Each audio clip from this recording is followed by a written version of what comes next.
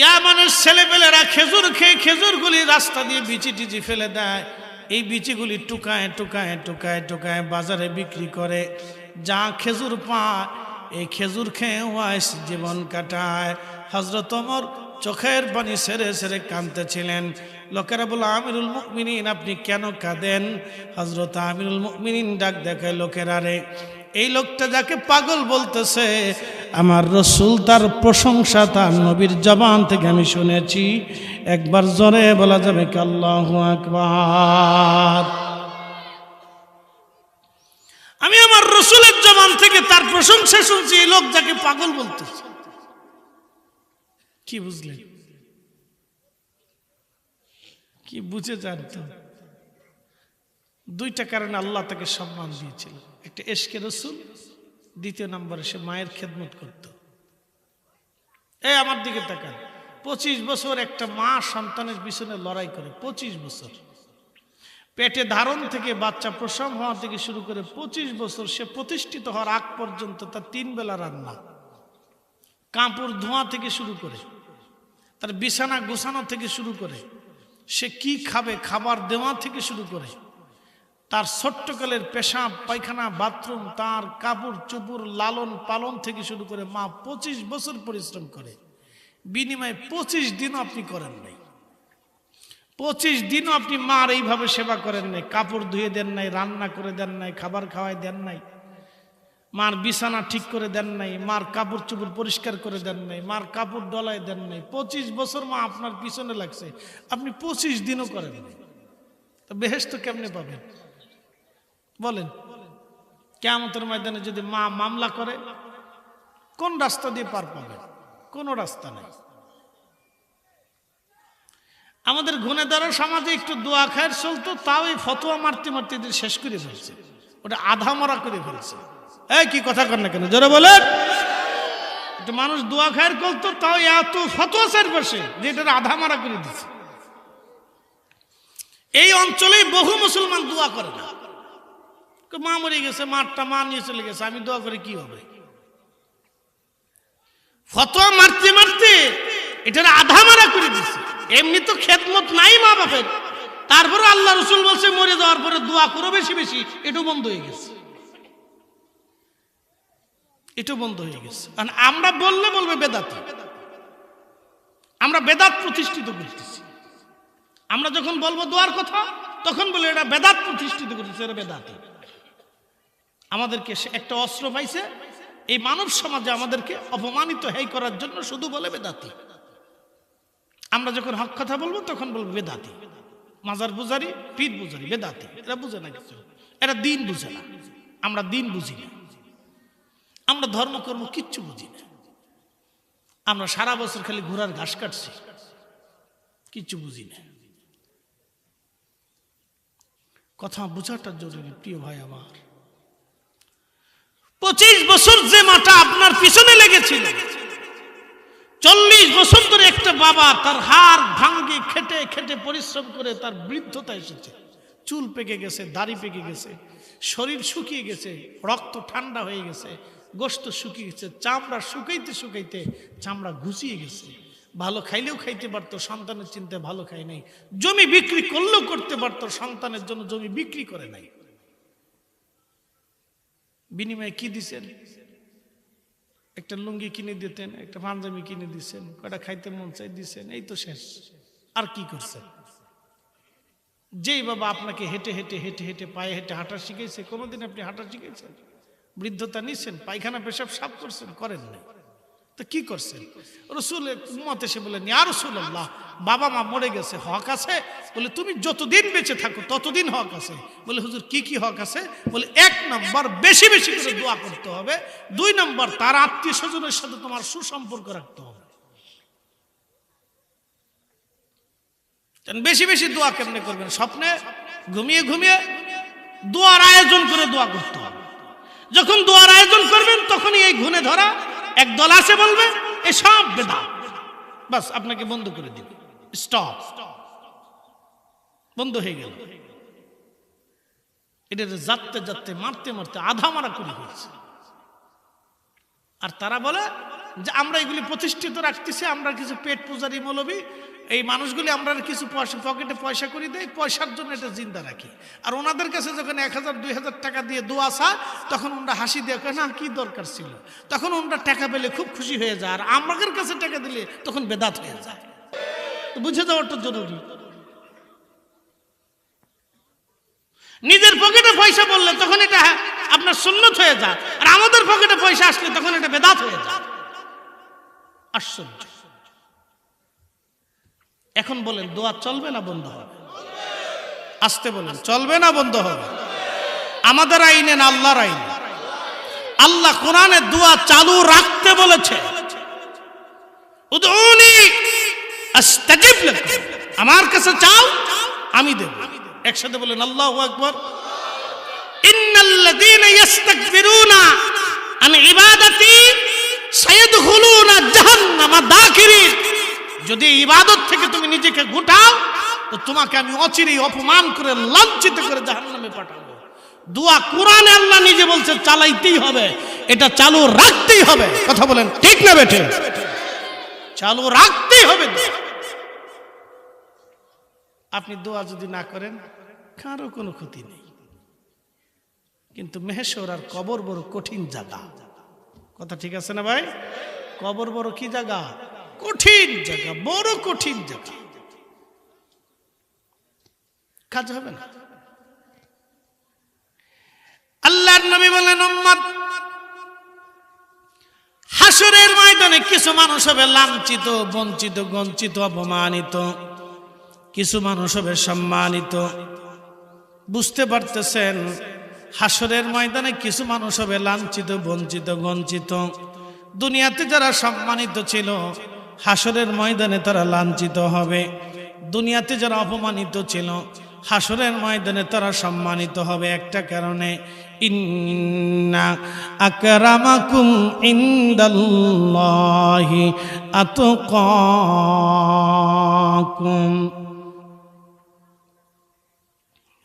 রব্বুল আলামিন বললেন, যার অন্তরে তাকওয়া বেশি হাসরের ময়দানে তার দাম বেশি।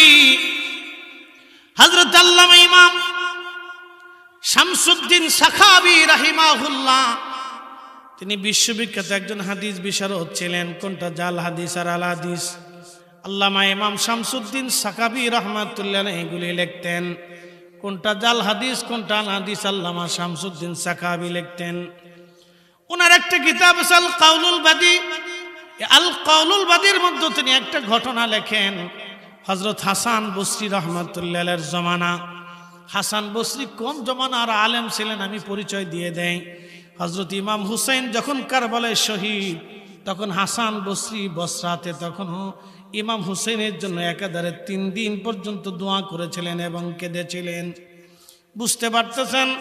হযরত হাসান বসরি বহু আগের জমানার মুসলমান, ইমাম হুসাইনের জমানার মুসলমান, তার মানে সাহাবীদের জমানা। তিনি তাবিঈ।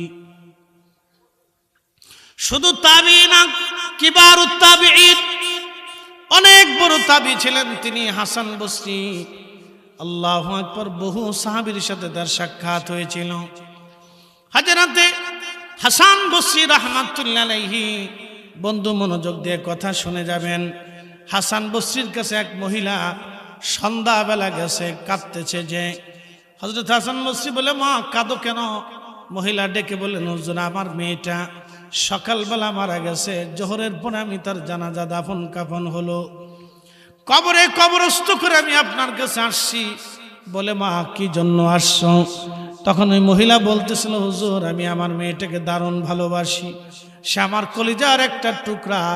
হুজুর মেয়েটা কবরে চলে গেল, আল্লাহ তাকে নিয়ে গেল, এখন জান্নাতি নাকি জাহান্নামী আমি কি করে জানবো?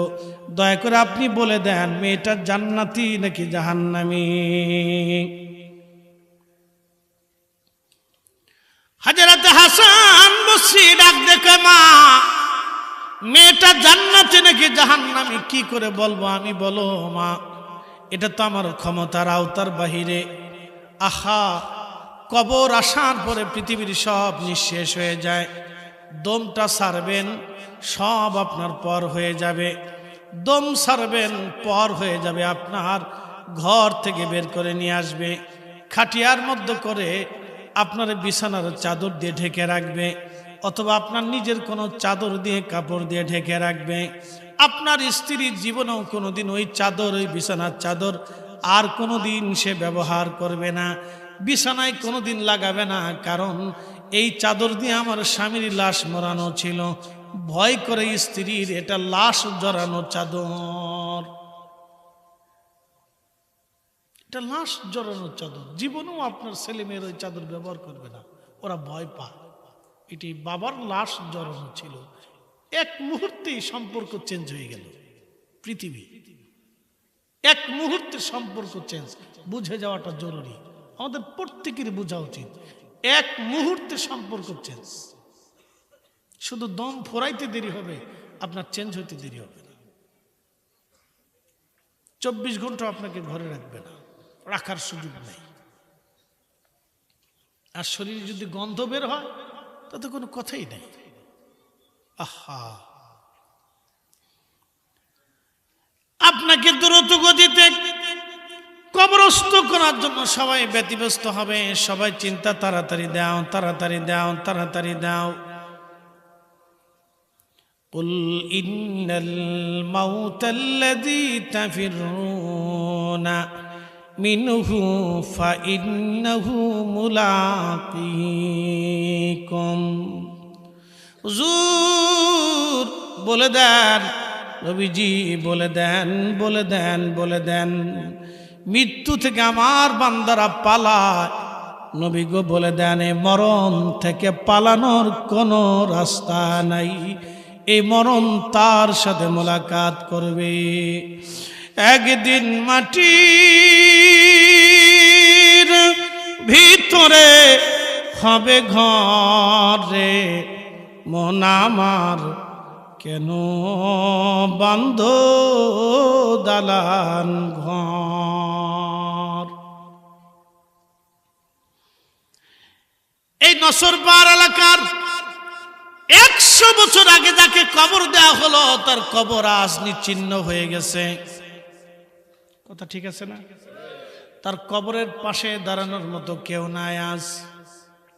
ছেলে ভুলে গেল, নাতি ভুলে গেল, পুতি ভুলে গেল, বংশের মানুষ ভুলে গেল। আপনি আপনার বাবাকে কয়দিন মনে রাখেন? বাবার কথা বাদ দেন, দাদার কথা কয়দিন মনে রাখেন? দাদা চলে গেল, পর দাদা যিনি ছিলেন, আপনি পুতি হয়েছেন, তার কথা আপনি কয়দিন মনে রাখেন? পূর্বপুরুষ সব আজ বাতিল হয়ে গেল। ঠিক মনে রাখবেন, 100 বছর পরে আমাদের অস্তিত্ব পৃথিবী থেকে বিলীন হয়ে যাবে, আমাদের কবরের পাশেও দাঁড়ানোর মতো কোনো মানুষ থাকবে না। চির সত্য। আহা, আমরা এটাকে নিয়ে পারাপারি, মারামারি, কাটাকাটি, গুতাগুতি, লাফালাফি, কত কিছু করতেছি। এ বরুরার মুসলমান, মৃত্যু থেকে মানুষ পালায়, মরণ থেকে পালানোর কোনো রাস্তা নাই। মহিলা কাদার বলে, হুজুর আমার মেয়েটা জান্নাতি নাকি জাহান্নামী আমি জানতে চাই। হাসান বসরি বললেন, মা তুমি বাড়ি চলে যাও, রাত্রিবেলা যখন তুমি ঘুমাইবা মা, ঘুমানোর আগে তুমি এশা পড়বা, এশার নামাজ পড়ার পরের মা সব নামাজ শেষে তুমি 4 রাকাত নফল পড়বা। আর নওয়াফেল অতিরিক্ত, নওয়াফেল অতিরিক্ত, এই অতিরিক্ত ইবাদতকে আমরা বেদাত বানিয়েছি, এই অতিরিক্ত ইবাদতকে আমরা বেদাত বলে বন্ধ করে দিচ্ছি। নবীর দুরূদ সালাম পড়া অতিরিক্ত, কোরআন খতম দেওয়া অতিরিক্ত, কালেমা শরীফ তেলাওয়াত করা অতিরিক্ত, এগুলি নওয়াফেল। আর নওয়াফেল আর নওয়াফেল অতিরিক্ত, অতিরিক্ত ইবাদত ফতোয়া দিয়ে দিয়ে এই অতিরিক্ত ইবাদত আমরা বন্ধ করে দিলাম। অতিরিক্ত ইবাদতগুলি বন্ধ করে দিচ্ছে। এ নসরবারবাসী, হাসান বসরি ডাক দেখে মা রাত্রিবেলা যাই আশার নামাজ পড়ে 4 রাকাত নামাজ পড়বা তুমি।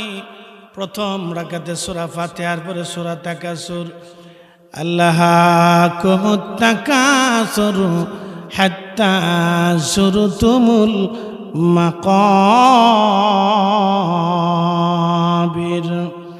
كلا سوف تعلمون ثم كلا سوف تعلمون كلا لو تعلمون علم اليقين لترون الجحيم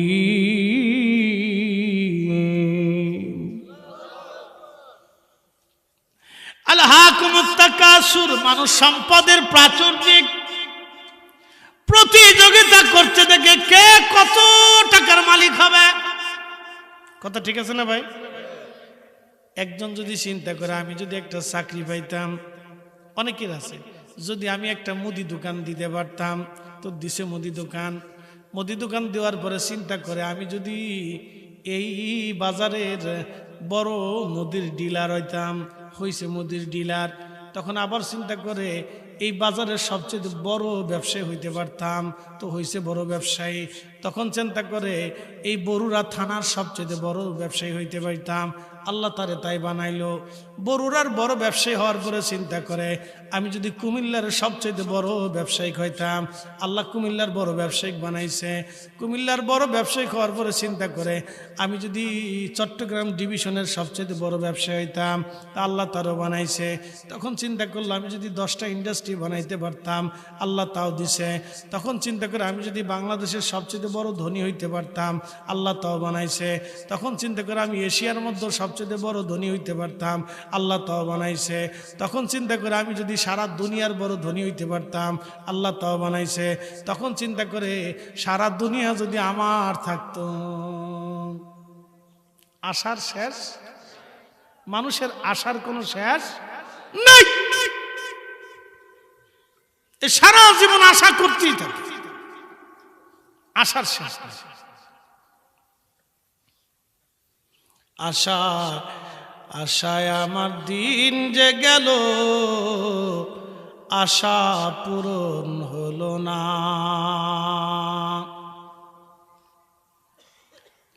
মানুষের জীবনের আশার শেষ হয় না, এই জন্য আল্লাহ বলেন আলহাকুমুত তাকাসুর। মানুষ সম্পদের সাথে প্রতিযোগিতা করে কত সম্পদ বাড়াইতে পারবে, কত কত দুনিয়া নিতে পারবে, দুনিয়ার জন্য প্রতিযোগিতা করে, কিন্তু আখিরাতের জন্য প্রতিযোগিতা করে না। হাত্তা যুরতুমুল মাকাবির, কোন দিন পর্যন্ত করবে? কবর, কবর পর্যন্ত হবে, এরপরে আর সুযোগ নাই। জিন্দেগি তোর যাইরে ফাঁকি দিয়া রে সোনার আদম, জিন্দেগি তোর যাই ফাঁকি দিয়া। ও আদম রে পাকে ধরিয়া গেছে দাড়ি, দন্তবাসে গোটা চারি, সমন জারি গিয়াছে কুড়িয়ার সোনার আদম, জিন্দেগি তোর যাই ফাঁকি দিয়া। আশার কোনো শেষ নেই, কিন্তু কতদিন? আল্লাহ বলেন হাত্তা যুরতুমুল মাকাবির, কবর, কবর পর্যন্ত পারবে, এরপরে আর কোনো সুযোগ নাই। কবর। প্রিয় নবী বললেন উম্মত, এই কবরের জন্য তুমি সামানা জোগাড় করো। আর দুনিয়া তো মাজরাতুল আখিরা, দুনিয়া হলো আখিরাতের শস্য ক্ষেত। আপনি যত পরিমাণে এখান থেকে রুটি রুজি করতে পারেন আখিরাতের জন্য, এরপরে আর সুযোগ নাই, আর সুযোগ নাই, আর সুযোগ নাই। কত ধনী কবরে চলে গেল। অ্যাটেনশন, মনোযোগ দেন। বাংলাদেশের সবচেয়ে বড় বড় ধনী ইন্ডাস্ট্রির মালিক যারা কবরে চলে গেছে, স্কয়ার কোম্পানির মালিক খ্রিস্টান ছিল, চলে গেল। বসুন্ধরার মালিক কবরে চলে গেল, যমুনার মালিক মারা গেল। আচ্ছা আপনারা বলেন তো তাদের জন্য কি কবর 350 হাত না 3.5 হাত? বাংলাদেশের সবচেয়ে গরিব যিনি বলেন তার জন্য কি 2.5 হাত না 3.5 হাত? 100 টাকা বেশিও না কমও না, বেশিও না কমও না। এখান থেকে ওয়াজ বুঝে গেলেই হয়, সারা রাত ওয়াজ করা লাগে না।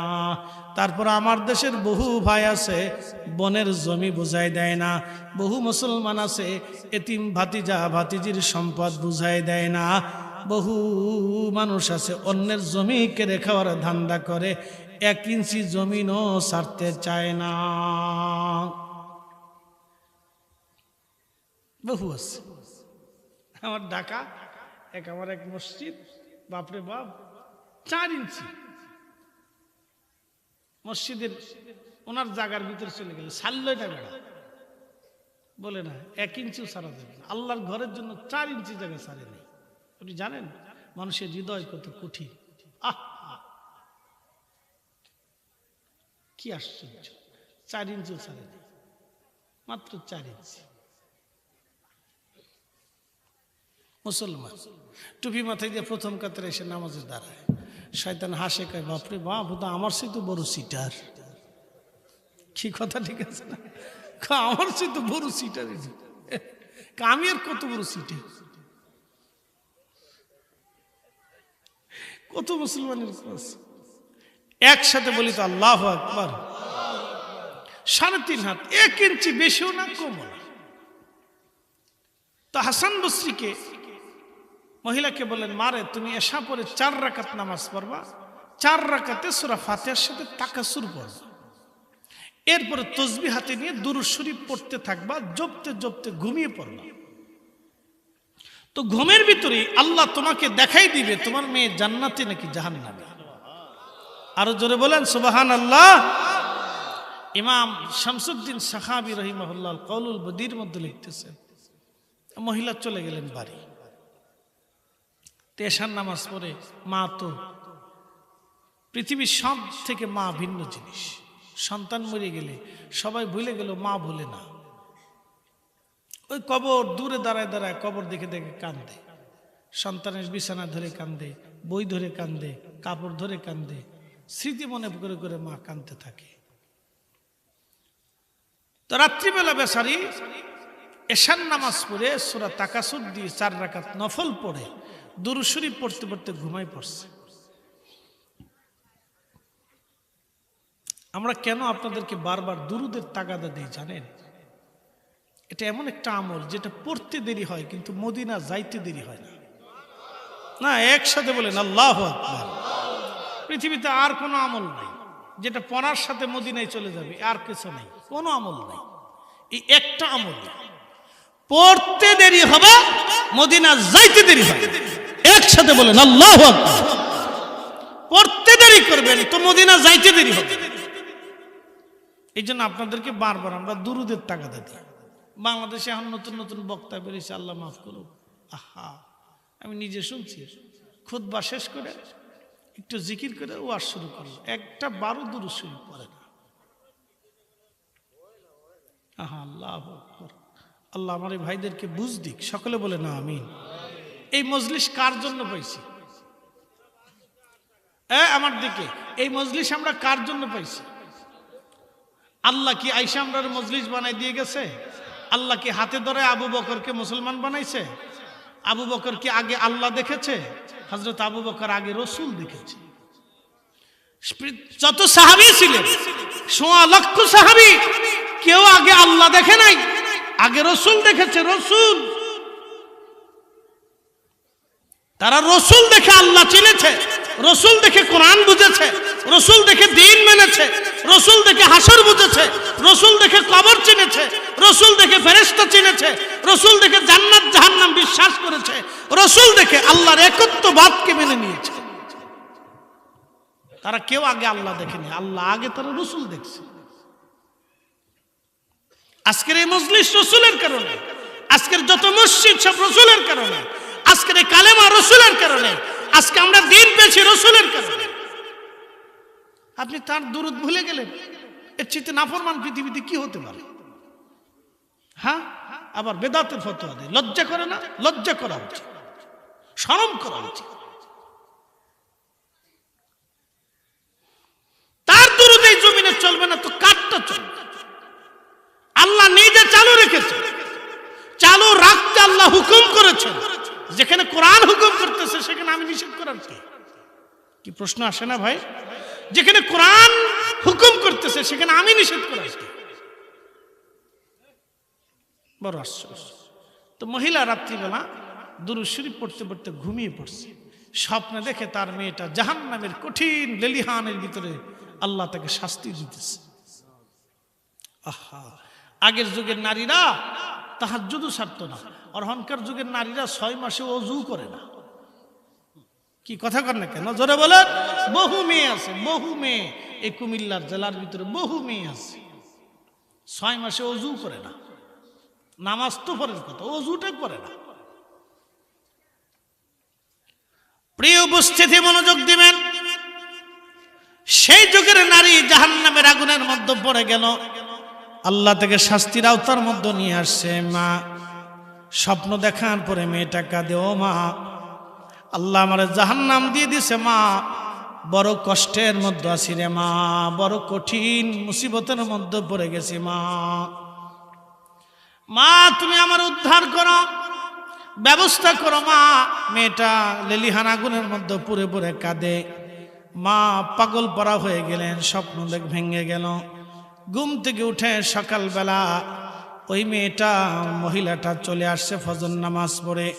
হাসান বসরির বরগাহে খানকা এসে বললেন, হুজুর রাত্রিবেলা আল্লাহ আমার স্বপ্ন দেখাইছে, আমার মেয়েটা কঠিন লেলিহান শিখার মধ্যে কষ্টে জ্বলতেছে। হুজুর এখন আমি কি করব? হাসান বসরি হযরত হাসান বসরি মেয়েটা মহিলাকে বললেন, মা রে, আপনি বাড়ি চলে যান, আপনার মেয়ের জন্য বেশি বেশি সদকা দেন, বেশি বেশি দোয়া করেন, বেশি বেশি দান করেন, যদি আল্লাহ তাকে মাফ করে দেয়। বেশি বেশি দোয়া করেন। প্রিয় নবীজি কবরের পাশ দিয়ে যাচ্ছে, সহিহ বুখারীর হাদিস। হঠাৎ নবী দাঁড়িয়ে গেলেন, পাশে খেজুরের গাছ। নবী বললেন, সাহাবীরা রে, খেজুরের গাছ থেকে ডাল কেটে নিয়ে আসো। সাহাবীরা ডাল কাটলেন, ডালটাকে 2টা টুকরা করলেন। 2টা টুকরা নবীজি 2 কবরে গেড়ে দিলেন। সাহাবীরা বলেন, ইয়া রাসূলুল্লাহ, খেজুরের ডাল কবরে গেড়ে দেওয়ার হেতু কি, কারণ কি?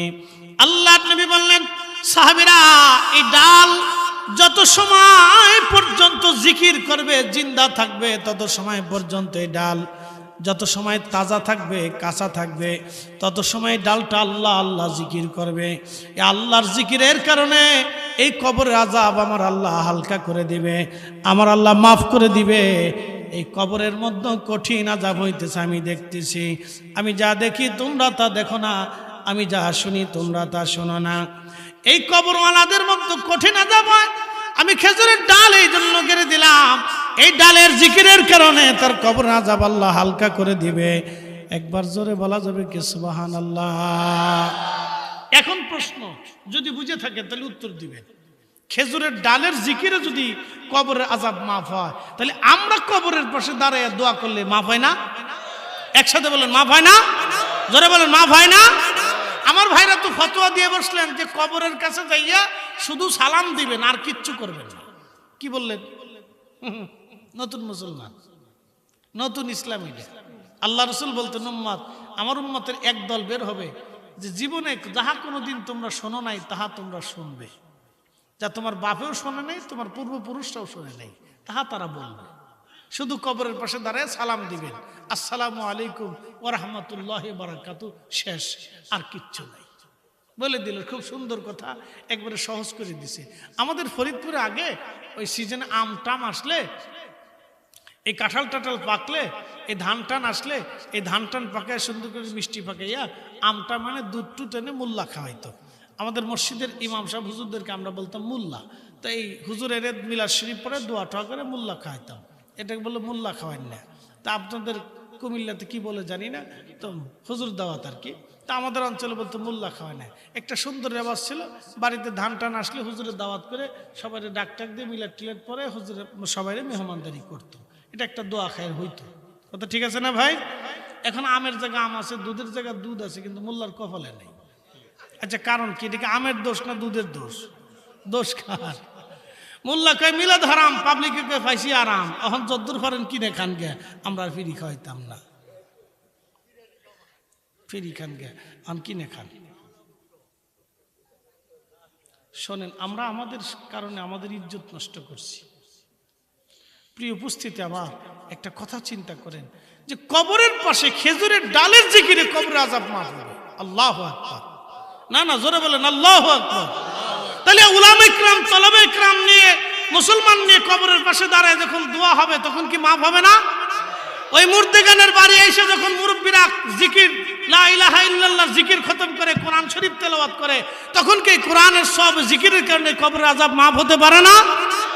তাহলে আমরা কেন এটা বন্ধ করতেছি ফতোয়া দিয়ে? তাহলে ফতোয়া দিয়ে এটা কি বন্ধ করা জরুরি না সুদ বন্ধ করা জরুরি? হ্যাঁ, জোরে বলেন। এই পতিতালয় বন্ধ করা জরুরি না এটা বন্ধ করা জরুরি? তারা আজকে পতিতালয়, একটা পতিতালয় দেশের আলেমরা বন্ধ করতে পারে নাই। তারা মিলাদ বন্ধ করে দিচ্ছে, দোয়া বন্ধ করতে আইছে। ওনারা মনে হয় আল্লাহ দোয়া বন্ধ করার জন্য দুনিয়াত পাঠাইছে আর কি। একটা পতিতালয় বন্ধ করতে পারে নাই, একটা এনজিও বন্ধ করতে পারে নাই, স্থানীয় এনজিও পারে নাই। পারছে? এই স্থানীয় কত কুমিল্লাতে স্থানীয় এনজিও আছে, হাজার হাজার এনজিও আছে বাংলাদেশে, হাজার হাজার ব্যক্তিগত এনজিও। তারা নিজেরা টাকা দিয়ে সুদের কারবারি করে, 2300 সুদের কারবারি। কথা কর না কেন? কষ্ট হইতেছে? 2300 সুদের কারবারি করে, 2300 সুদ, বুঝেন?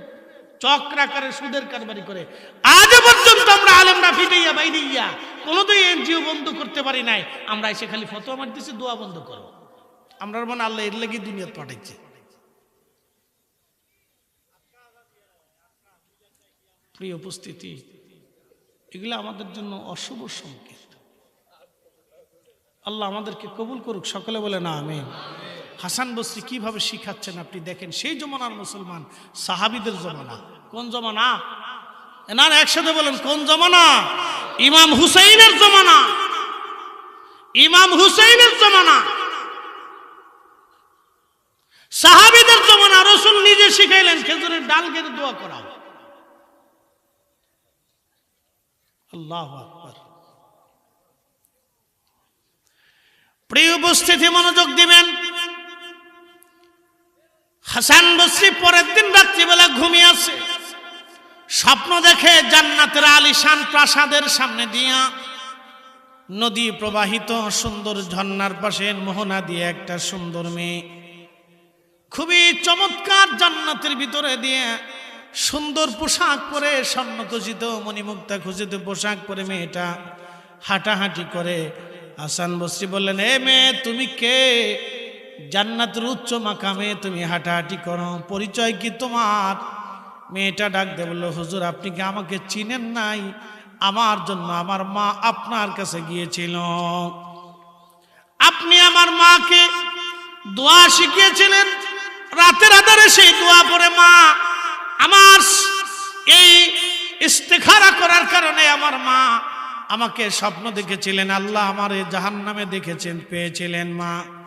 হাসান বসরি বললেন, মেরে মা রে, তোমার মা তো তোমাকে জাহান্নামে পেয়েছিল, তুমি জান্নাত পাইলা কেমনে? আল্লাহ তোমাকে কেন মাফ করলো বলবানি? মেয়েটা ডাক দেয় বলে, হুজুর আমার মা আমাকে যে কবরের মধ্যে দাফন করেছিল সেই গোরস্থানে 70,000 কবর ছিল হুজুর।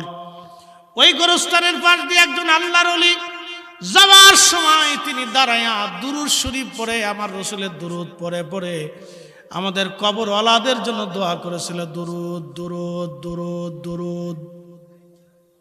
খালি তো বন্ধ করার অভিপ্রায় লাগছে। সুদ বন্ধ করতে পারে না, ঘুষ বন্ধ করতে পারে না, পতিতালয় বন্ধ করতে পারে না, বেহায়াপনা বন্ধ করতে পারে না, কনসার্ট বন্ধ করতে পারে না, কিচ্ছু বন্ধ করতে পারে না। খালি দোয়া বন্ধ করো, দুরূদ বন্ধ করো। ওনার আল্লাহ ওনারা এর লেগে পাঠাচ্ছে দুনিয়াতে।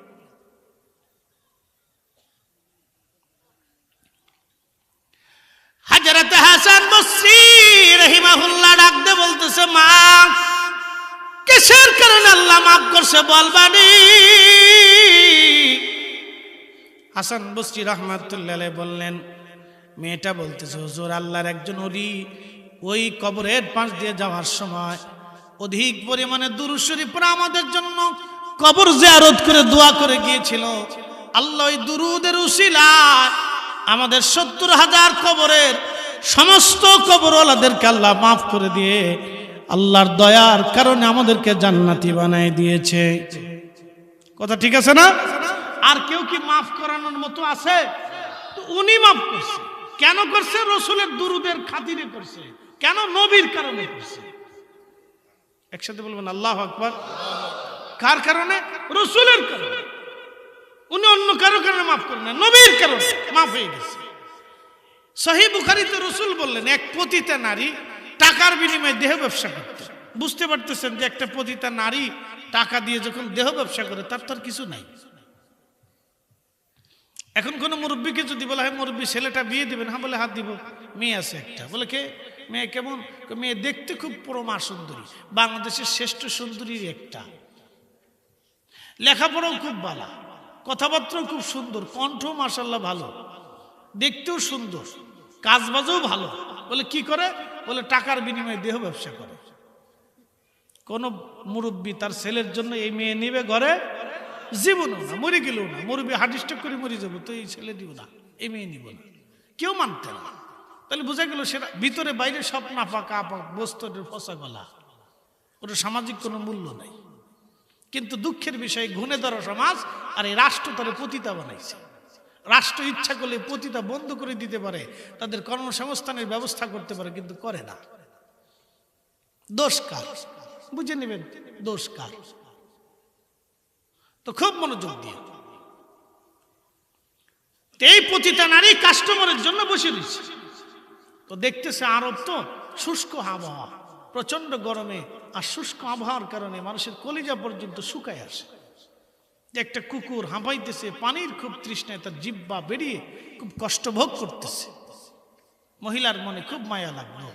রসুল সহিহ বুখারীতে বলতেছেন, ও আমার উম্মত, সেই মহিলা নিজের পায়ের মোজা, চামড়ার মোজা খুলে রশি বেঁধে কুয়ার নিচ থেকে পানি উঠাইয়া ওই কুকুরকে পানি পান করাইল। কুকুরকে পানি পান করানোর কারণে আল্লাহর বড় দয়া লেগে গেল। আল্লাহু আকবার। দয়া লাগছে কার? আল্লাহর নবী বলতেছেন, তার জীবনের সমস্ত পতিতাবৃত্তির গুনাহকে মাফ করে আল্লাহ তাকে বেহেশত দিয়ে দিবে। মাফ করছে কে? আল্লাহর জিকেন তুমি মাফ করলা কে? আল্লাহ আমাদেরকে একটা সুসংবাদ দিয়ে রাখছে। কি? قُلْ يَا عِبَادِيَ الَّذِينَ أَسْرَفُوا عَلَى أَنفُسِهِمْ لَا تَقْنَطُوا مِنْ رَحْمَةِ اللَّهِ।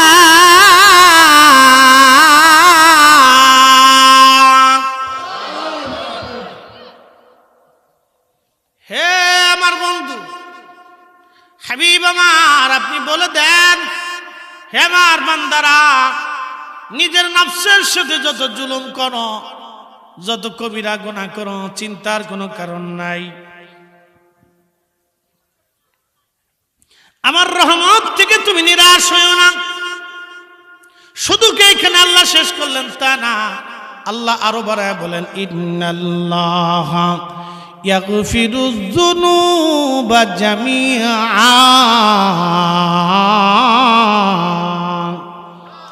কখনো তোমাকে যদি ভুলি, হেদায়েতের আলো জেলে নিয় কাছে তুলি, ঠাই দিও প্রিয়তম অগমহিয়ান। তুমি রহমান, তুমি মেহেরবান। অন্ধ গাহে না শুধু তোমারি গুণগান, বুঝে বুঝে না তব শান। তুমি রহমান, তুমি মেহেরবান। বুঝতে অসুবিধা হচ্ছে? ইন্নাল্লাহ, আল্লাহ কত বড় শক্তভাবে বলতেছেন, ইন্নাল্লাহ, নিশ্চয় আল্লাহ, ইয়াগফিরুয যুনুবা জামিআ, তোমার সব গুনাহকে আমি আল্লাহ মাফ করব। একসাথে বলেন আল্লাহু আকবার। মাফ করবে কে? কে করবে? মাফ চাবে কে? এটাও আল্লাহ চাইতো না। মাফ কারা চাবে? আমরা। জোরে বলেন কারা? আমরা। মাফ করবে কে? এখন মাফ না চাইয়া, হাত না উঠাইয়া মাফ কেমনে চাবে বলেন? এখন সভাপতি মহোদয়ের সাথে একটা ছেলে বিয়াদবি করছে, ধরেন রাস্তায় আসার সময় বিয়াদবি করছে, তো তার মা তাকে খুব বকাঝকা করছে, মুরব্বী মানুষ তুই বিয়াদবি করছিস, যা মাফ চা। আর ছেলেটা সামনে এসে গে, সভাপতি সাহেব মাফ করে দেন, কেমন হবে না বলেন? ছেলেটা সামনে এসে বলতেছে, এই সভাপতি সাহেব মাফ করে দেন, কেমন হবে বলেন? এটা কি মাফ চাওয়ার ধরন হলো? যদি ছেলেটা এসে পা জড়ায় ধরে কয়ে, চাচা আমার ভুল হয়ে গেছে, মাফ করে দেন, তাহলে তখন তাহলে যে এটা মাফের প্রকৃত যে ভুল, সে ভুল স্বীকার করতেছে, আপনি দয়া করে মাফ করে দেন, আমার ভুলে গেছে, আপনি মুরব্বী, আমি কষ্ট দিয়ে ফেলছি। কথা ঠিক আছে না ভাই? তা আপনি রবের কাছে কিভাবে চাবেন? ভিখারি 2টা টাকার জন্য বিনয়কে, আব্বা আমি গরিব মানুষ, আমার 2টা টাকা দয়া করে ভিক্ষা দেন বাবা। একটা ভিখারি দুনিয়ার 2টা পয়সার জন্য, 2টা টাকার জন্য, 5টা টাকার জন্য আপনার কাছে নত হয়ে গেল, আর আপনি কুলিল্লাহুম্মা মালিকাল মুলক, রব্বে কারীমের কাছে আপনি নত হতে পারতেছেন না। আপনি এসে ফতোয়া মারতেছেন, বন্ধ করে দাও, বেদাত করে দাও, বন্ধ করে দাও, বেদাত করে দাও, শয়তান কোথাকার। সি সি সি সি, মুসলমান কত নিম্ন পর্যায়ে চলে গেছে। আনুগত্য, আপনি হাত তুলে বিনয়ের সাথে যখন রব্বে কারীমের দরবারে হাত তুলে, ইয়া রাব্বি রব্বানা আতিনা ফিদ দুনিয়া হাসানা রব্বানা যালামনা আনফুসানা ওয়া ইল্লাম তাগফির আল্লাহুম্মা রাব্বিরহামহুমা কামা রাব্বায়ানি সগীরা, বিনয় বিনয় বিনয় বিনয় যখন কাঁদবেন, তখন আল্লাহর বড় দয়া লাগে, বড় মায়া লাগে। হে বান্দা, আর কান্দিস না, যা, তোর জীবনের গুনাহকে মাফ করে দিলাম। পতিতা নারীর যদি মাফ হয়, তাহলে আমরা মাফ হইতো না? আমরা মাফ হবে। আল্লাহ আমাদেরকে রহমত থেকে নিরাশ হতে নিষেধ করছে, এই জন্য মাফ চাইতে হবে। এই জন্য বেশি বেশি কবর জিয়ারত করবেন, বাড়িতে বেশি বেশি করে দোয়ার ইন্তজাম করবেন, কোরআন খতম দিয়ে আব্বা আম্মার জন্য দোয়া করবেন, মসজিদে দান করে বাবা মার জন্য দোয়া করাবেন। কোন কারণে মাফ হবে আমরা জানি না, কোন কারণে ক্ষমা হবে আমরা কেউ জানি না, বলতে পারবো না। শয়তান আল্লাহকে বললেন, রাব্বি 9 লক্ষ বছর ধরে ইবাদত করলাম, বিনিময় কি কিছু পাই না? বলে কি চাইস? বলে রব্বুল আলামিন আমার 3টা জিনিস দিবা। আল্লাহ বলেন কি কি চাও? আমি তোমাকে তাই দিব। আল্লাহ তো সবই জানে সে কি চাবে। আল্লাহ বলেন, শয়তান বলো কি চাও? আজাজিল বলে, ইয়া রব কিয়ামত পর্যন্ত তুমি আমার হায়াত দাও। আল্লাহ কিয়ামত পর্যন্ত তোর হায়াত দিল, আর কি চাও? বলে, ইয়া রব তামাম সৃষ্টি ঘুরে আসবো, 1 সেকেন্ডের ভিতরে সেই ক্ষমতা তুমি আমারে দাও। কয় সেকেন্ড? আমেরিকা আগুন নিভাইতেছে কয়দিন? নেপছে? আমেরিকার আগুন নেপছে? নিভে নাই। তার জীবনের আমেরিকার সর্বশক্তি প্রয়োগ করছে, তার শক্তি সব দিয়ে চেষ্টা করতেছে। সমস্ত মেধাবীরা বসে গেছে কিভাবে আগুন নিভানো যায়, তার সমস্ত মেধা ব্যয় করতেছে, কিন্তু আগুন নিভাইতে পারতেছে না। স্মরণকালের ইতিহাসের সেরা দুর্ঘটনায় পড়ছে আমেরিকা। সে গাজা পুরাইছে 1 বছর ধরে, আর আল্লাহ তার লস অ্যাঞ্জেলেস না কি বলে, তার একটা শহর পুরাই দিছে মাত্র 4 দিনে। একসাথে বলবেন আল্লাহু আকবার। বলে, হুজুর আপনি কি দুশ্মনের নজরে দেখতেছেন? না, আমি দুশ্মনের নজরে দেখতেছি না, আমি আল্লাহর ইনসাফের নজরে দেখতেছি। কথা ঠিক আছে না ভাই? আল্লাহর ইনসাফের নজরে দেখতেছি।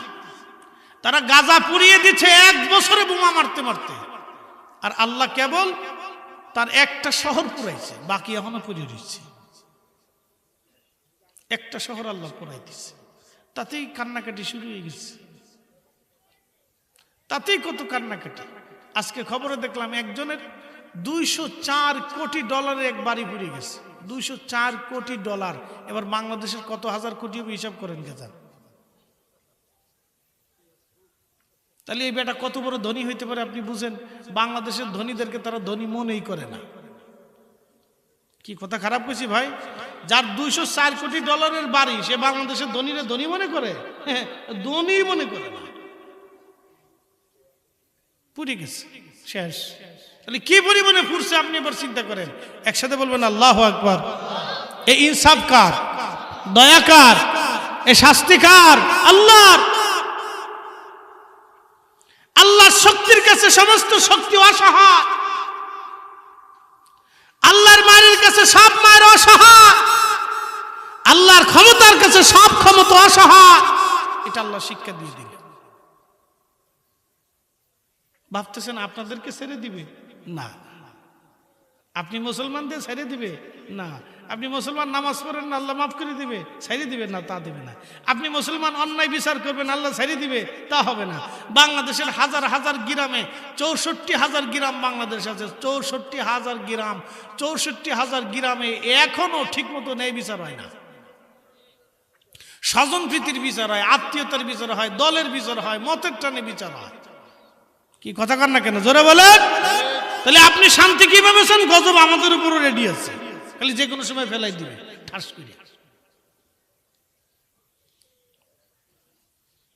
এখনো হয় না। আদালতে যাবেন, মামলা একটার পর একটা চলতেছে, বছরের পর বছর ধরে মামলা চলতেছে। আদালতে এটা ঘুরতে ঘুরতে ঘুরতে ঘুরতে বারান্দা দিয়ে দৌড়াইতে দৌড়াইতে যান, শেষ। চলতেছে। প্রিয় উপস্থিতি হাজিরিন, ও নবীর উম্মত, কথাগুলি মনোযোগ দিয়ে শোনাটা জরুরি। আমি আপনাদেরকে বোঝাইতে চাচ্ছিলাম, আমরা তো অল্প দিনের জন্য দুনিয়াতে আসছি, অল্প দিনের জন্য আবার চলে যাব। তবে আল্লাহর ক্ষমার আশা করেন, কিন্তু ক্ষমা চাইতে হবে। এই জন্য অধিক পরিমাণে রবের কাছে হাত তুলে মাপ চাইতে থাকেন। আল্লাহর নবী বলতেন, উম্মত আমি 70 বার দিনে ইস্তেগফার করি, 70 বার। নবীর জীবনে কোনো গুনাহ ছিল না, তারপর আল্লাহর নবী ইস্তেগফার করে আল্লাহর নৈকট্য নিতেন। আপনি বেশি বেশি আল্লাহর কাছে মাপ চান, বেশি বেশি চান। আল্লাহ ভুল হয়ে গেছে, আল্লাহ ভুল হয়ে গেছে, আল্লাহ ভুল হয়ে গেছে, বেশি বেশি চান। যত বেশি চাবেন তত বেশি মাপ পাবেন। চাবেন না পাবেন না, চাবেন না পাবেন না। এই জন্য অধিক পরিমাণে দোয়া, অধিক পরিমাণে দোয়া। আমি অধিক পরিমাণে দোয়া বাংলাদেশের মধ্যে সিলেটে বেশি বেশি। সিলেট পুরা ডিভিশনটা, আল্লাহু আকবার। যার বাড়িতে যাবেন, আলেমরা গেলে সাহেব বউকা একটু খাবার টাবার করে, সাহেব আমার লাগে একটু দোয়া করো, একটু হাত উঠাও, আল্লাহর দরবারে একটু হাত উঠে আমার লাগে দোয়া করো। তারা দুরূদ শরীফ পড়ে হাত তুলে দোয়া করে। আমি সিলেটের প্রত্যেকটা বাড়িতে এরকম দেখছি। যত বাড়িতে দাওয়াত দিছে, খাওয়া শেষ হইলে হচ্ছে সাহেব একটু দোয়া করুক, সাহেব সাহেব আমরা লাগে একটু দোয়া করুক, কাজে আল্লাহ আমরা রহমত দেয়, আল্লাহ আমরা মাফ করিয়ে দেয়। আমরা যেটা আল্লাহ রহমত দেয়, আল্লাহ আমরা মাফ করে দেয়। সাহেব দোয়া করুক্কা, আমরা লেগে দোয়া করুক্কা। সাহেব ছেলে বীর লন্ডন আছে, মেয়ে লন্ডন আছে, নাতিপুতি লন্ডন আছে, আমরা লে দোয়া করুক্কা। সাহেব দোয়া করে, আর আমরা দোয়া ভুলেই গেছি, মনেই নেই দোয়ার কথা। দোয়া করবে, বেশি বেশি করবে, কোনো বেদাত নেই, ডাহা মিথ্যা কথা, কোনো বেদাত নেই। যত পারেন দোয়া করবে। আচ্ছা, জুল খুয়াইসা তামিমি, মাশাআল্লাহ, এমন একজনের নাম কইছে, নাম তো মারাত্মক নাম, আব্দুল্লাহ ইবনে জুল খুলাইসা আর তামিমি। এটা বড় শতান ছিল, মারাত্মক আজাজিল। আল্লাহ নবী তার ব্যাপার ওয়াজ ভাইটা শুনতে চেয়েছি, একটু শুনাই। আল্লাহ রসুল ইয়ামানের কোন এক যুদ্ধ থেকে গনিমতের মাল নিয়ে আসছে। নিয়ে আসার পরে আল্লাহ নবী গনিমতের মাল বন্টন করতেছে। বুঝার চেষ্টা করে, বন্টন করে কে? নবী। জোরে বলেন, আমার দিকে দেখেন, শোনেন, বন্টন করে কে? রসুলের বন্টনে ভুল আছে? স্বজন প্রীতি আছে? গোষ্ঠী প্রীতি আছে? রসুল করিম নিজে বন্টন করতেছে। এই জুল খুলাইসা আর তামিমি, সে আল্লাহ রসুলকে ধমক দিয়ে বলতেছে, ইয়া মুহাম্মদ, ইয়া রাসূলুল্লাহ, আদিল মান সাবতা, নবী আপনি ইনসাফ করেন। আপনি তো ইনসাফ করতেছেন না, ন্যায় বিচার করতেছেন না। হাই হাই হাই হাই হাই, আল্লাহ রসুলকে ধমক দিয়ে হইছে। কি বুঝলেন আপনি? এখন শুনেন তার পরিচয়। তার কপালে ছিল সেজদার চিহ্ন। ফরিদি সাহেবের যেরকম পাগড়ি দেখতেছেন লম্বা সুন্দর, এ সবসময় পাগড়ি পরে থাকতো, অনেক বড় জুব্বা আল খেল্লা পরে থাকতো। সে যখন নামাজে দাঁড়াইতো মনে হতো যে সাহাবীদের কোনো নামাজই হয় না, লম্বা সেজদার মধ্যে থাকতো। মাশাআল্লাহ, সেজদা কারে কয়, ইয়া রাব, আল্লাহরে খুশি করতেছে। এই হাদিস থেকে আমাদের অনেক কিছু শিখার আছে, আপনাকে শিখে যাবে। ভাইটা কে আমি জানি না, তো সুন্দর একটা ওয়াজ শুনতে চাইছে। এই লোকটা রাসূলকে ধমক দিয়ে বসলেন, আদিল, এ নবী ইনসাফ করেন, মাংসব তো আপনি তো ন্যায় বিচার করতেছেন না। আল্লাহ নবী জালালি হয়ে গেলেন। প্রিয় নবী ডাক দিয়ে বলেন, এক খামাস বেয়াদব, সৃষ্টিতে আমার মতো কেউ ইনসাফ বলা আসে না, আর কেউ হবে না। আল্লাহ পৃথিবীতে আমাকে ইনসাফ প্রতিষ্ঠিত করার জন্য পাঠিয়েছেন, আমি দুনিয়াতে ইনসাফ প্রতিষ্ঠিত করার জন্য আসছি। আমার চেয়ে কে ইনসাফ করবে? হযরত ওমর তলোয়ার টেনে বের করলেন, ইয়া রাসূলুল্লাহ, আপনি হুকুম দেন, ওর দেহ থেকে মাথা কেটে ফেলে দেব আজ। আল্লাহ নবী বললেন, ওমর তলোয়ার নামাও, তাকে হত্যা করো না। এর ভবিষ্যৎ প্রজন্ম কিয়ামত পর্যন্ত আসতে থাকবে, তারা এইভাবে আমি রাসূলের সাথে বেয়াদবি করবে। তাদের নামাজ সুন্দর হবে, ইবাদত সুন্দর হবে, তাদের জিকির সুন্দর হবে, তাদের ইয়াকিন সুন্দর হবে, কিন্তু শানে মুস্তাফার সাথে কিয়ামত পর্যন্ত তারা এরকম আদবহীন হবে। কিয়ামত পর্যন্ত এদের বংশধারা পৃথিবীতে টিকে থাকবে। এক দলই থাকবে, তারা রাসূল করিমের সাথে বেয়াদবি করবে, আল্লাহকে প্রাধান্য দিতে যায়, তৌহিদকে প্রাধান্য দিতে যায়, রিসালাতকে ইনকার করবে, আল্লাহকে মহব্বত করতে যায়, রাসূলের সাথে বেয়াদবি করবে। আচ্ছা বলেন, আল্লাহকে মহব্বত করতে যায় রাসূলের সাথে বেয়াদবি করলে আল্লাহ পাওয়া যাবে? হযরত ওমর তলোয়ার টেনে বের করছে, গলার উপরে তলোয়ার ধরছে, ইয়া নবী আল্লাহ, আপনি হুকুম দেন। ও সাহস কত বড়, আপনাকে ইনসাফ শিখে যাচ্ছে, ওর দেহ থেকে মাথা এখনই কেটে ফেলে দেন। নবী বললেন, সাহাবীরা কিছু সময় পরে দেখবা সে লম্বা সেজদার নামাজে দাঁড়াইছে, লম্বা রুকু করবে, লম্বা সেজদা দিবে। সাহাবে کرام চিন্তা করলেন, আল্লাহ রাসূলের কথা সত্য কিনা যায় দেখি। যায় দেখে মসজিদের ভিতরে ঢুইকা লম্বা সেজদা দিয়ে পড়ে রয়েছে। নবী বললেন, তার আখিরাত ধ্বংস, তার জিন্দেগি ধ্বংস, তার নামাজ ধ্বংস, তার জিকির ধ্বংস, তার ঈমান ধ্বংস, তার কালেমা ধ্বংস, তার সব শেষ। আচ্ছা এখন প্রশ্ন করি, বলেন, সে তো আল্লাহকে বিশ্বাস করে, আখিরাতে বিশ্বাসী, কবরে বিশ্বাসী, জান্নাতে বিশ্বাসী, জাহান্নামে বিশ্বাসী, ফেরেশতায় বিশ্বাসী, আগের নবীতে বিশ্বাসী, কোরআনে বিশ্বাসী, জিকিরে বিশ্বাসী, হজে বিশ্বাসী, নামাজে বিশ্বাসী, সেজদায় বিশ্বাসী, তো জাহান্নামে যাবে কে? বলেন, কে? রাসূল মানছে তো, সে তো মুহাম্মদুর রাসূলুল্লাহ মানে, কিন্তু রাসূলের সাথে বেয়াদবি করছে। আল্লাহ রাসূলের সাথে বেয়াদবি করার কারণে তার জীবনের সব শেষ। ফয়সালা কি আমাদের না আল্লাহর? ফয়সালা কি আমাদের না আল্লাহর? সে তো সাহাবীদের জমানা, সে তো সাহাবী ছিল, সাহাবী ছিল, সাহাবী। বুঝতে পারতেছেন, রাসূলের দর্শে সে সাহাবী ছিল, কিন্তু একটা ভুলের জন্য তার নাম কাটা হয়ে নাম কোথায় আসলো? মুনাফিকের কাতারে। নবী দেখলো, নামাজ পড়লো, রাসূলের পিছনে নামাজ পড়লো, কিন্তু জান্নাত হলো না। আহা, কত বড় বদনসিব! এই জন্য আপনারা সারা জীবন এই সূত্রটা মনে রাখবেন যে এইখানে কেউ যদি বেয়াদবি করে লক্ষ বছর ইবাদত হবে, কিন্তু জান্নাত হবে না। এই জন্য আমরা আকাবির যারা ছিলেন, আউলিয়া کرام যারা ছিলেন, তারা হুব্বে রাসূলে নবীর গোলামির দিকে আপনাদেরকে ঢুকাই দিতেন। কি কথা কন না কেন, ঠিক কিনা? তাদের জবান থেকে কখনো আপনারা শোনেন নাই রাসূলের শান বিরোধী বক্তব্য, জীবনও শুনবেন না। আল্লাহু আকবার, আল্লাহু আকবার। একজন রাসূলের দর্শে থাকার পরেও তার জান্নাত নসিব হলো না একটা ভুলের জন্য। কেন? সে আল্লাহ রাসূলের সাথে বেয়াদবি করছে, একটা ভুল তাকে ধ্বংস করে দিল। আল্লাহ বলেন, লা তারফাউ আসওয়াতাকুম ফাওকা সাওতিন নবী ওয়া লা তাজহারু লাহু بالقول كجهر بعضكم لبعض أن تحبط أعمالكم। রওজা শরীফের উপরে সুন্দর করে বাহিরে আয়াতটা লিখে দেওয়া হয়েছে। নবীজি বললেন, আল্লাহ বলেন, হে আমার বান্দারা তোমরা শোনো, দরবারে মুস্তাফাতে যদি বেয়াদবি হয়, তোমাদের আওয়াজ যদি উঁচু হয়ে যায়, রসুল করিমের আওয়াজ থেকে যদি তোমাদের আওয়াজ উঁচু হয়, অর্থাৎ দরবারে মুস্তাফাতে যদি বেয়াদবি হয়, তাহলে আমার বান্দা তোমরা শোনো, তোমাদের জীবনের যত আমল আছে, আংতাহাবাতা আমালুকুম, তোমাদের জীবনের কোনো আমল আল্লাহর দরবারে কবুল হবে না। না নামাজ কবুল হবে, না রোজা কবুল হবে, না জিকির কবুল হবে, না হজ কবুল হবে, না জাকাত কবুল হবে, না তোমার দান কবুল হবে, তোমার কিচ্ছু কবুল হবে না। তোমার জিন্দিগি বরবাদ, আখেরাত বরবাদ হয়ে যাবে। তুমি আখেরাতে কিছুই পাবা না, সব শেষ। ফায়সালা কার? একসাথে বলেন, কার? আমরা কবরে যাব কিনা, হাসরে দাঁড়াবো কিনা, হাউজে কাউসারে পানি লাগবে কিনা, এ লাগলে কার কাছে যাবে? আল্লাহর কাছে। কি হাউজে কাউসার আসেনি এখন? বরাদ্দ দিছে কারে? আল্লাহ।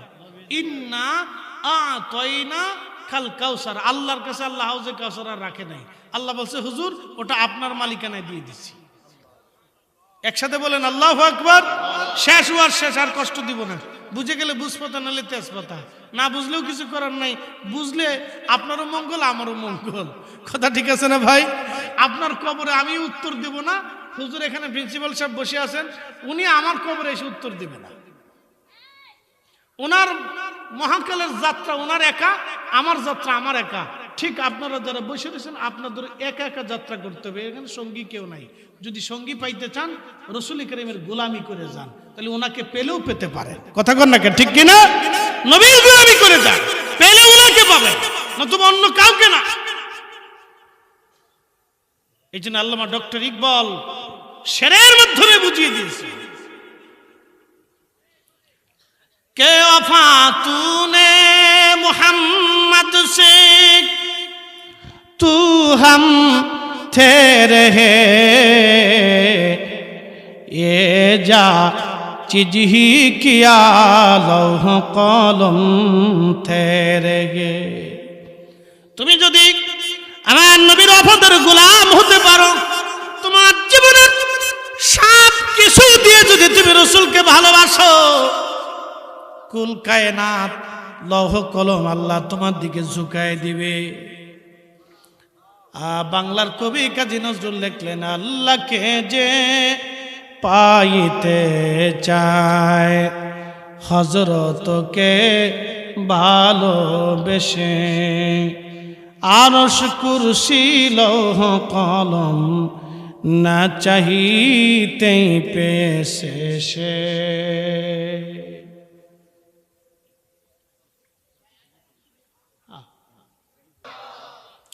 প্রিয় উপস্থিতি, আরবিতে একটা প্রবাদ আছে, শরফুল মাকিনা ও শরফুল মাকান। শরফুল মাকানে ও শরফুল মাকিন। কিছু জায়গার কারণে মানুষের দাম বাড়ে, কিছু মানুষের কারণে জায়গার দাম বাড়ে। আজকের মোহতারাম সম্মানিত সভাপতি, প্রধান অতিথি, প্রধান বক্তা, আলোচকদের কারণে কিন্তু মাহফিলের দাম বাড়ে নাই, বরং মাহফিলের কারণে আমাদের দাম বাড়ছে। কথা ঠিক আছে না ভাই? মাহফিলের কারণে কাদের দাম বাড়ছে? আমাদের দাম বাড়ছে। কারণ এই মাহফিল আল্লাহর বেহেশতের বাগান। আল্লাহর নবী বললেন, আমার উম্মত তোমরা যেখানে যাও, যেই বেহেশতের বাগানে যাও, সেখানে যাইয়া তোমরা বাগানে বসো। সাহাবায়ে কেরাম বললেন, মা রিয়াজুল জান্নাহ ইয়া রাসূলুল্লাহ, প্রিয় নবী বেহেশতের বাগান কি? নবী বললেন, হ্যাঁ, হিলাকুজ জিকির, যেই মজলিসে আল্লাহর জিকির হয়, সেটা দুনিয়ার আর কোনো সাধারণ জায়গা থাকে না, সেই জায়গাটা আল্লাহর বেহেশতের বাগানে পরিণত হয়ে যায়। একসাথে বলা যাবে সুবহানাল্লাহ। এটা কিসের বাগান? বেহেশতের বাগান। এই বাগানে আমরা বসে রয়েছি, তাহলে এই বাগানের কারণে আমাদের দাম আল্লাহ বাড়াই দিছে। কথা ঠিক আছে না? একটা কথা মনে রাখবেন, রসুলের কারণে মদিনার দাম বাড়ছে, মদিনার কারণে নবীর দাম বাড়ে নাই। মদিনা দিয়ে নবী না, নবী দিয়ে মদিনা। নবী দিয়ে কি? মদিনা। মদিনা দিয়ে নবী না, মদিনা আগেও ছিল, কোনো মদিনার সম্মান ছিল না, কিন্তু রসুল যখন গেলেন তখন মদিনার দাম বেড়ে গেল। মদিনাতে একটা জায়গা আছে নাম রিয়াজুল জান্নাহ। এই জায়গাটুকুন আল্লাহ বেহেশতের সাথে সংযুক্ত করে দিবেন। এটা আল্লাহর সৃষ্টিতে, আল্লাহর বরাদ্দকৃত দুনিয়াতে আল্লাহর বেহেশতের টুকরা। এই জায়গাটুকুন আল্লাহর বেহেশতের সাথে সংযুক্ত হবে।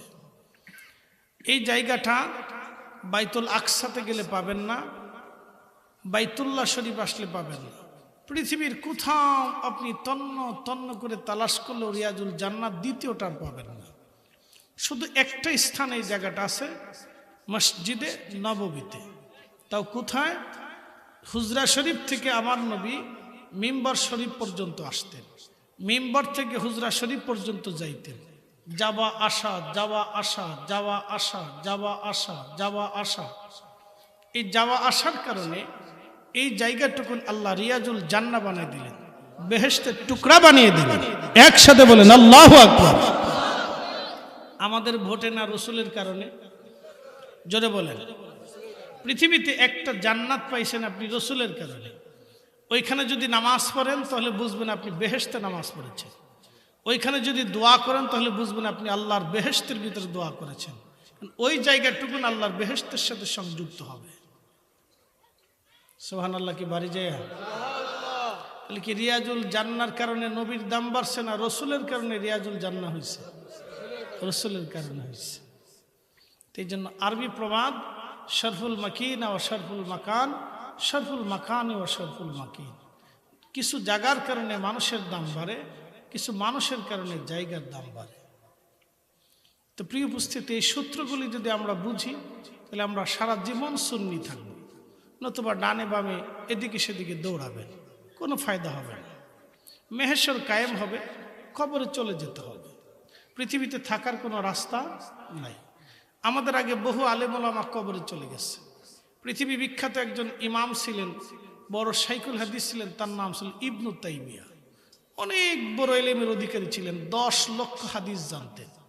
কিন্তু আফসোস হলো সত্য, এই লোকটা সর্বপ্রথম রসুলের ইজ্জতে হাত দিলেন। তিনি কিতাব লিখতে লিখতে লিখতে লিখতে তার ভ্রম নষ্ট হলো, মতি নষ্ট হলো, তার ভিতরে একটা ভ্রান্ত বিশ্বাস জন্ম নিল। সে ভিতরে লিখে ফেললেন যে রসুল করিমের রওজা শরীফ জিয়ারতের ইচ্ছা করা, নিয়ত করা মুসলমানদের জন্য হারাম। অ্যাটেনশন, সে হাত দিছে কোথায়? মদিনায়। হাত দিছে রসুলের ইজ্জতে, অন্য কোথাও না। সে এমন একটা স্থানে হাত দিয়েছে যেখানে হাত দিলে ধ্বংস ছাড়া রাস্তা নেই। জীবনে এত হাদিস জানলো, এত লেখাপড়া হলো, এত এলেম হলো, হেলেম হলো, সব হলো, কিন্তু লাস্টে সে জীবনে একটা দুর্ভিসন্ধি, একটা আন্দা গান্দা পচা বিশ্বাস, ভ্রান্ত বিশ্বাস তার মগজের ভিতর ঢুকে গেল। তার বিরুদ্ধে সর্বপ্রথম কিতাব লিখলেন মিশরের বিশ্ববিখ্যাত ইমাম, ওই জামানার শ্রেষ্ঠতম মুহাদ্দিস আল্লামা ইমাম তাকিউদ্দিন সুবকি রাহিমাহুল্লাহ আশিফা উস সাকাম। তার এই ভ্রান্ত বিশ্বাসের বিরুদ্ধে তিনি কিতাব লিখলেন। নীতি দীর্ঘ আলোচনা করে এই কিতাবের মধ্যে ইবনু তাইমিয়ার যুক্তিকে, মতকে তিনি খণ্ডন করে সাবিত করলেন মুসলমান রসুল করিমের রওজা শরীফ জিয়ারত করবেই, যেতে হবে। এটা রসুলের নিয়তে গেলেই মুসলমানের প্রশান্তি। আপনি বুঝতে পারছেন? তাহলে বোঝা গেল কি, অনেক লেখাপড়া জানলে হেদায়েত পাওয়া, একসাথে বলেন, অনেক শিক্ষা হলে হেদায়েত পাওয়া, অনেক লেখাপড়া থাকলে আদবি হওয়া, অনেক বড় ডক্টরেট ডিগ্রি সার্টিফিকেট হইলে সে মানুষ হয় না। বহু শিক্ষিত মানুষ আছে, শুধু লেখাপড়া আছে, সার্টিফিকেট আছে, সে কিন্তু মানুষ হতে পারে নাই। বহু আছে, হাজার হাজার আছে। এদেশে সারা পৃথিবীতে লক্ষ লক্ষ আছে, মানুষ হয়নি। লেখাপড়া আছে, সার্টিফিকেট আছে, মেধা আছে, জ্ঞান আছে, কিন্তু মানুষ হয়নি। আবার দেখবেন এমনও কিছু আছে লেখাপড়া নাই, কিন্তু সে মানুষের সর্বোত্তম মানুষ। সেদিন এক খবরে দেখলাম এক ভদ্রলোক মাকে কাঁধে করে নিয়ে ঘুরে বেড়াচ্ছে 40 বছর ধরে। পারবেন? এদেশের শিক্ষিত লোকেরা পারছে? বহু শিক্ষিত লোকের বাড়ি থেকে মা বের হয়ে গেছে। আমার নিজের বিল্ডিং এর ফ্ল্যাটে আছে, ছেলে অনেক বড় ধনী, মাকে ফ্ল্যাট কিনে দিছে, মা ফ্ল্যাটে থাকে, সন্তানের বাড়িতে মার জায়গা হয় না। বলেন তো বৃদ্ধকালে একজন মার জন্য এর চেয়ে শাস্তি কি হতে পারে যে নিজের নাতি নাত করে সাথে থাকতে পারে না? হ্যাঁ, সন্তানের সাথে মা থাকতে পারে না, এর চেয়ে পৃথিবীতে শাস্তি কি হতে পারে? এর চেয়ে জুলুম পৃথিবীতে কি হতে পারে? লেখাপড়া দিয়ে কি হবে? এই লেখাপড়ার কি দাম আছে বলেন? সার্টিফিকেটের কি মূল্য আছে? তাহলে বোঝা গেল ওই লোকটাই ভালো যে 40 বছর ধরে মাকে কাঁধে করে নিয়ে ঘুরে বেড়াচ্ছে, অথচ নামটাও লিখতে পারে না। কি বুঝলেন আপনারা? বুঝাটা তো জরুরি।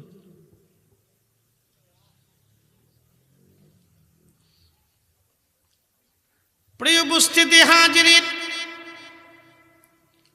বাড়িতে বাহিরে যে যেখানে আছেন কথাগুলি শোনার চেষ্টা করবেন।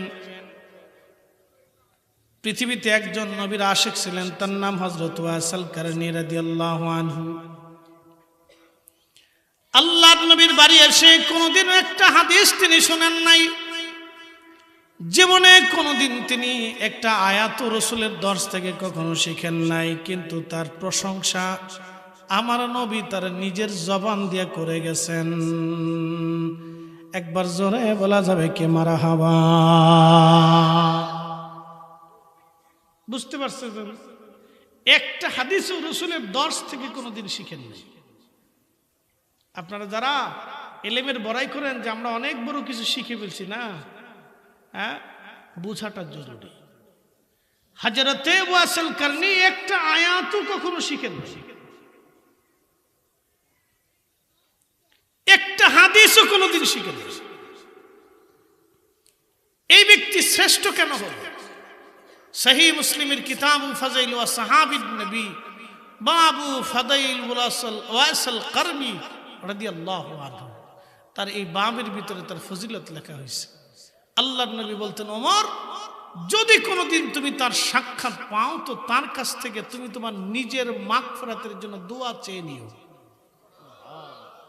কারণ ওমর যদি তুমি তাকে পাও তো আমার উম্মতের গুনাহের মাগফিরাতের জন্য তার কাছ থেকে দোয়া চেয়ে নিও। উম্মতের জন্য কি রাসূল যথেষ্ট না?